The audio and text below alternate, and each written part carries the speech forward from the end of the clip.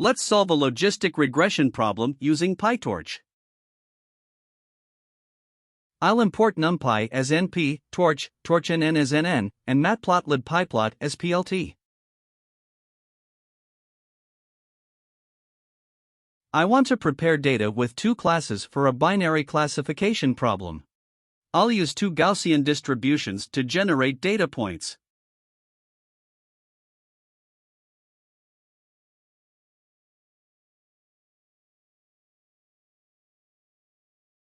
I fixed the random seed for reproducibility. I will generate 100 data points for each class. Class 0 distribution has a center with x1 equals 2.0 and x2 equals 1.0 and standard deviations of 3.0 and 2.0, respectively. Class 1 distribution has a center with x1 equals 2.0 and x2 equals 7.0 and standard deviations of 3.0 and 1.0, respectively. I combined data points from class 0 and class 1. Also, I set up label values of 100 zeros and 100 ones.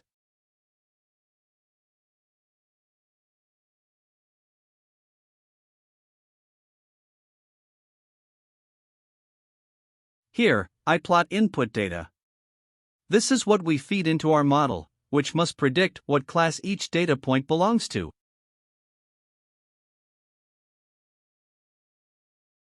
Here, I'm plotting label values using colors. I created a function that converts label 0 and label 1 to color values, red and blue.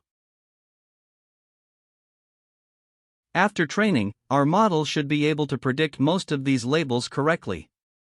Well, that's what we aim for anyway. Let's see how it goes. Here, I combine x1 and x2 values into one NumPy array. The shape is 200 by 2, where we have 200 data points, each of which has two input values. For labels, I add a new axis to set the shape to 200 by 1, where we have 200 data points, each of which has one label value. I randomize the data points, standard practice when preparing training data. However, it is not strictly required in this demo, because we feed the entire training data to our model anyway. I wanted to show it here because training data must be unbiased, especially when we use many batches, so each batch data is unbiased. One more step is required to use data for training with PyTorch. I convert input data x and label data y to PyTorch tensors. In this demo, x is 32-bit float, but y is in 64. In any case, I specify dtype to float32 since PyTorch uses float32 by default to initialize the model's parameters. It is a good practice to avoid dtype mismatch down the line.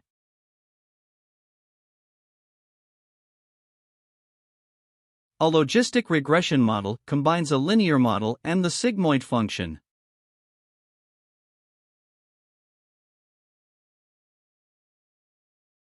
With PyTorch, we use NN linear to create a linear model and NN sigmoid to create a sigmoid function. Both NN linear and NN sigmoid are of type NN module, which we can feed values to obtain outputs. We feed xtrain to the linear model to obtain logit z and convert it to probability using the sigmoid. P hat is the predicted probability of class 1, which is now random as we haven't trained the linear model yet.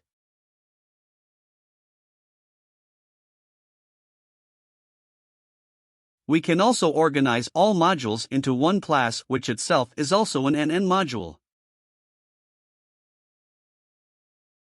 Here, I define a new class logistic regression as NN module.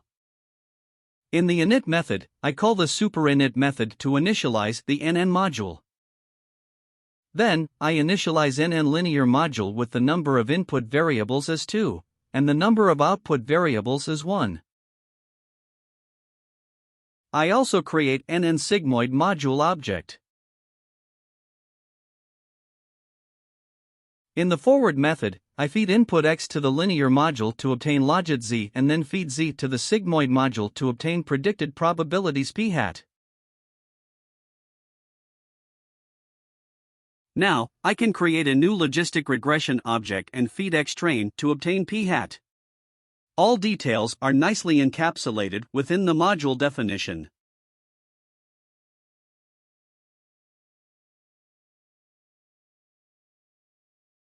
Let's train a logistic regression model. First, we create the model. Then, we create binary cross-entropy loss. We also prepare SGD optimizer. SGD stands for stochastic gradient descent, which requires a learning rate parameter. I set it to 0.1 here. For the training loop, I set the number of epochs to 10,000. In each epoch, I clear the gradients, feed xtrain to the model to obtain p hat, then calculate the loss value, perform backpropagation, and update model parameters. For every 1,000 epochs, I print the loss value to see if the loss is converging or not. The loss reduces nicely. The training is going well.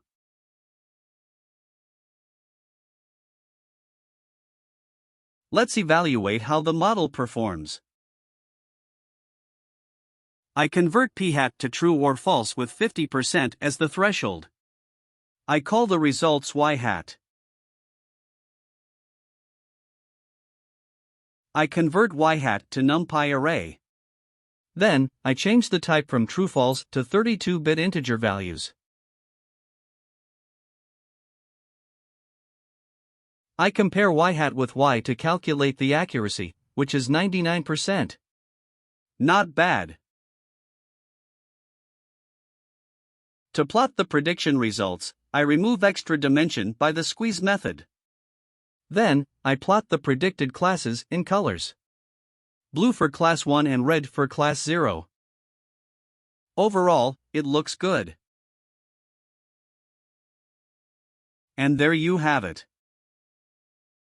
Now, you should be able to train a logistic regression model with your training data. I hope you'll enjoy doing so.